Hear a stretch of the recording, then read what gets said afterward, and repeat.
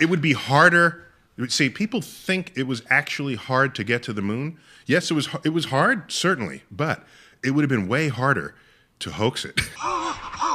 Every single space station flight, every space shuttle flight, all of them are within, what, 400 miles? Easily, yeah. I mean, space station is 2 something. Hubble is a little higher, about 360. Right, yeah. right. But these miles. are the only times where human beings have ever been past that was the Apollo program. So for the conspiracy-minded, of course, that comes up. Well, no, you can't survive in deep space. No one's ever done it except some people in the 60s, and no one believes that today. And the reason why you can't get out there is because of solar flares and radiation, all this jazz.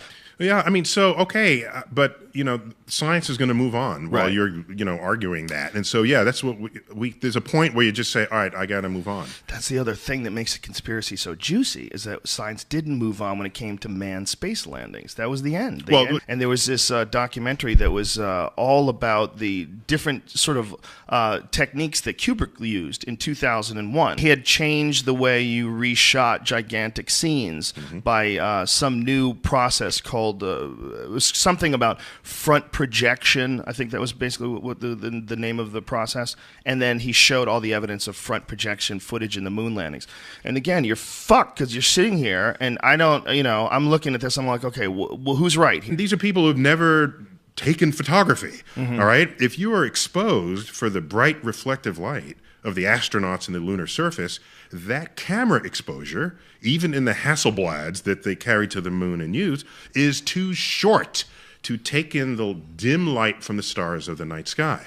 Photography 101 answers that question, but there are huge websites given unto this. Certainly with things that can be easily explained, like you're talking about the light and the setting of the camera. There was all sorts of compelling evidence that was really weird, like photographs from different spots on the moon, but they had the same backdrop, and using this idea that they had done these inside some gigantic sound studio. And obviously, if you're a person who's not scientifically inclined and you're prone to conspiracy theories, guilty of both, and you see something like that, you go, what the fuck is going on there? Is that really the moon? Are they really jumping around like they're on trampolines? It looks like a guy's getting yanked up by wires on the moon. And then the fact that the rock that they had given to Holland turned out to be a piece of petrified wood. The reason why the moon theory is so juicy for people is because there's so much of this stuff that you could point to.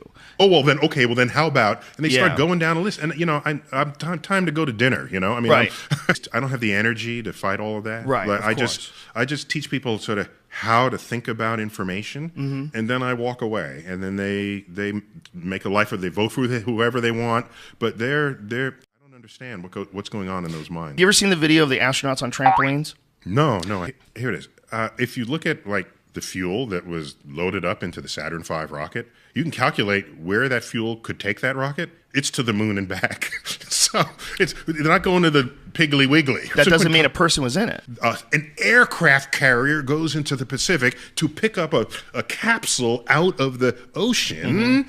People get out of the capsule, get on the spacecraft. The president meets them. Life magazine writes profiles. That's all emotional. But it all built. After you get to a certain point, I'm just saying it builds. It was almost like a religious thing. My friend called it a technological Jesus.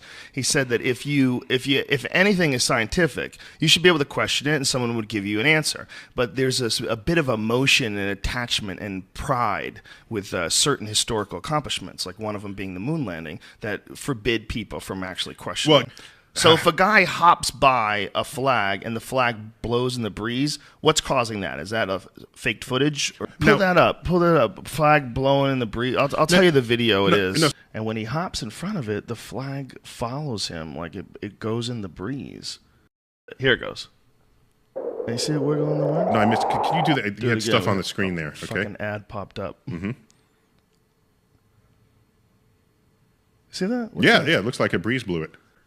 Either all of this got faked, and there is air, and the flag is responding to air, or there's something, and the whole Apollo 15 mission didn't happen, if you want to take it to an extreme, that doesn't mean extreme limit. As he jumped, maybe a piece of dust. A piece of something. Kicked up and hit it. Precisely. Well, you have no depth. But yeah. You do have depth if you watch the It's whole not thing. good. It's not good depth. Then he's got a backpack. Yeah. The argument is that the manned space flight is the only thing that hasn't advanced. If you watch these movies from the 1970s, God, there's going to be space stations on the moon, and there was Space 1999. Do you remember that show? Yeah, of course. Yeah. God, I mean, but the reality is our manned space I'll tell you why. exploration ended. I'll tell you why.